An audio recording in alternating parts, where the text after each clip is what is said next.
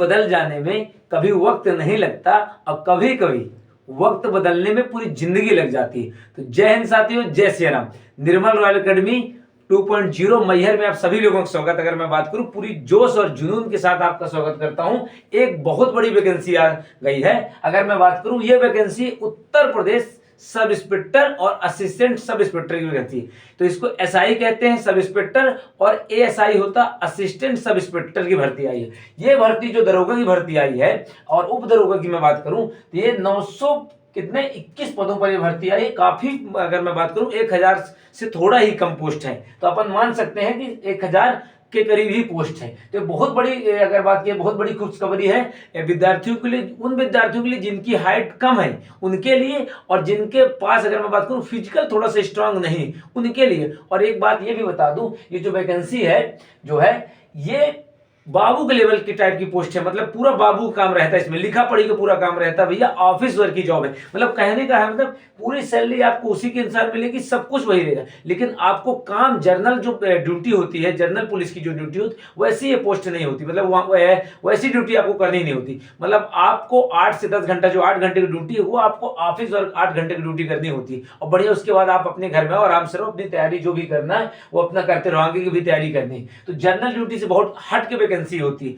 इसीलिए इसको बहुत अच्छी पोस्ट माना जाता है। ये सभी में मैं बात करूं, सीआरपीएफ में आती है, एससीएम की आती है, हवलदार हेड कांस्टेबल मिनिस्ट्रियल की आती है, और एएसआई की भी आती है, सीआईएसएफ में भी इसकी वैकेंसी आती है, और किसमें, और बीएसएफ में, सभी में इसकी पोस्ट आती है। याद रखिए, आईटीबीपी से अगर मैं बात करूं, आसम, सब में ऐसी इसकी पोस्ट आती है, ये बात याद रखिएगा। तो 900 जो 21 पदों पर जो वैकेंसी आई हुई है यूपी जो दरोगा की, ठीक है ना। तो अभी फॉर्म अभी चालू नहीं हुआ है, मैं पूरी इसकी A to Z बात करूंगा। देखिए, क्योंकि ये टाइपिंग बेस्ड वैकेंसी है, बाबू वाली जॉब है, बढ़िया वीआईपी कुर्सी तोड़ने वाली जॉब। तो इसमें अगर मैं बात करूं तो कैसा सिलेबस है, क्या आपका रहेगा, किसकी किस, मतलब क्या फिजिकल रहेगा, क्या पेपर रहेगा, क्या वेतन रहेगा, किसमें क्या मांगा जाएगा, क्या डिग्री डिप्लोमा, सबकी मैं A to Z बात करूं, और कम टाइम में आपको पूरी जानकारी मिल जाएगी। लंबा समय आपको चिट्ठा बना के नहीं रखूंगा, पढ़ने में टाइम लगे, समझाने में जितना जरूरी उतनी बात करूं। चलिए बात कर लेते हैं अपन सब इंस्पेक्टर की। तो देखिए, सबसे पहले मतलब 3 प्रकार की इसमें पोस्ट आई हुई है।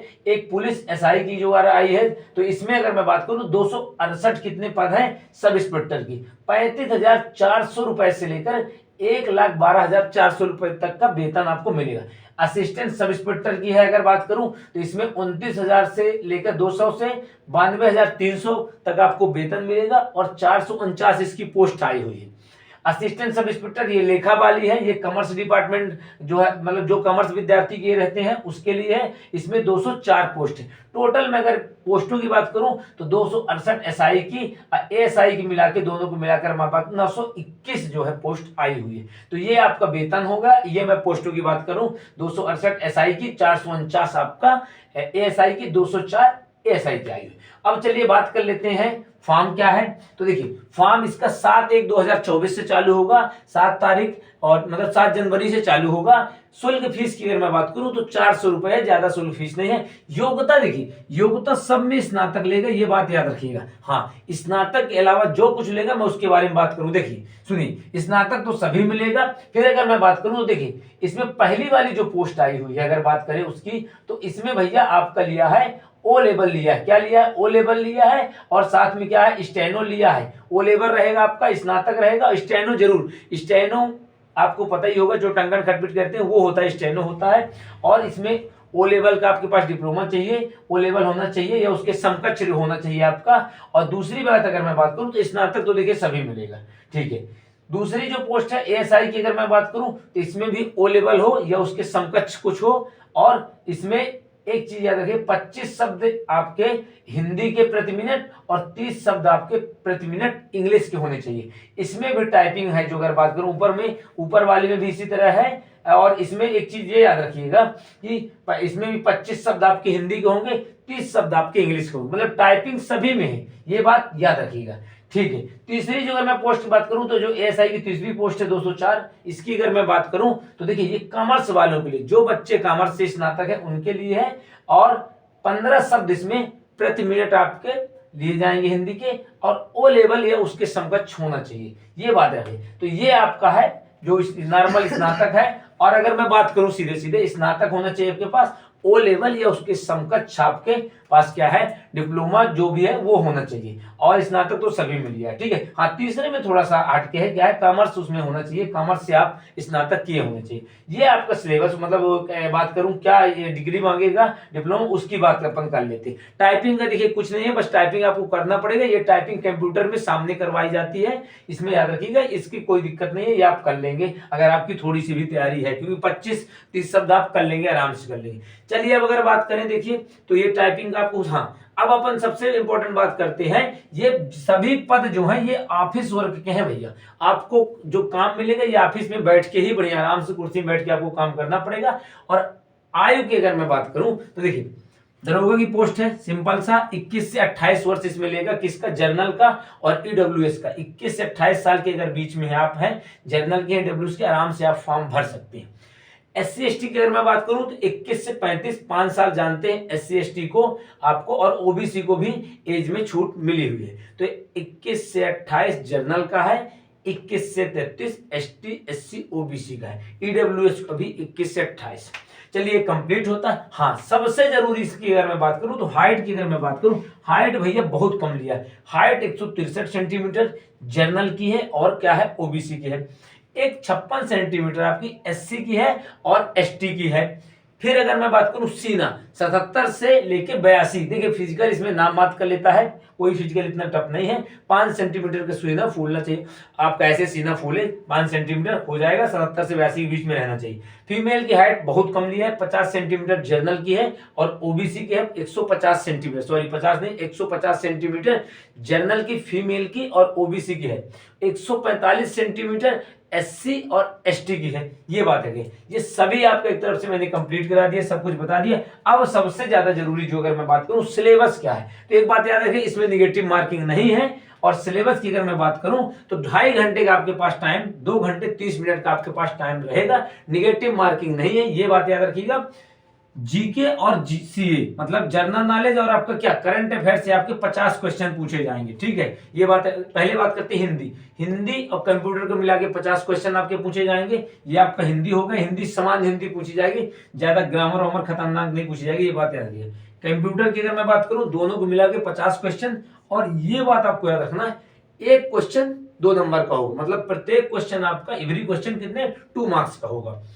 जीके और सीए को मिलाकर 50 क्वेश्चन आपके पास होंगे, 2 नंबर, मतलब 100 नंबर के आपके होंगे, प्रत्येक क्वेश्चन 2 मार्क्स का। मैथ के भी आपके 50 क्वेश्चन, और रीजनिंग के आपके 50 क्वेश्चन। सभी क्वेश्चनों की अगर मैं बात करूं 200 क्वेश्चन होंगे, टाइमिंग आपके पास 2.5 घंटे का रहेगा।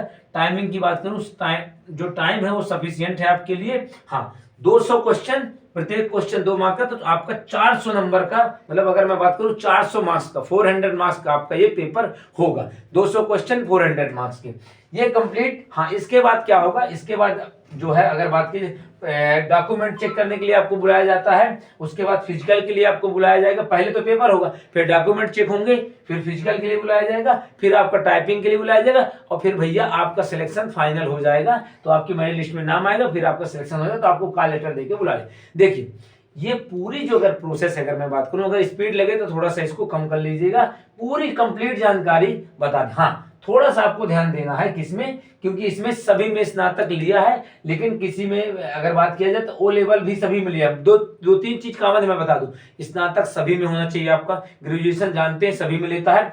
दूसरी बात है O लेवल या उसके समकक्ष, अगर मैं बात करूं PGDCA हो गया, ठीक है, या आपका जैसे MCA वगैरह हो गया कंप्यूटर से, वो होना चाहिए आपके पास।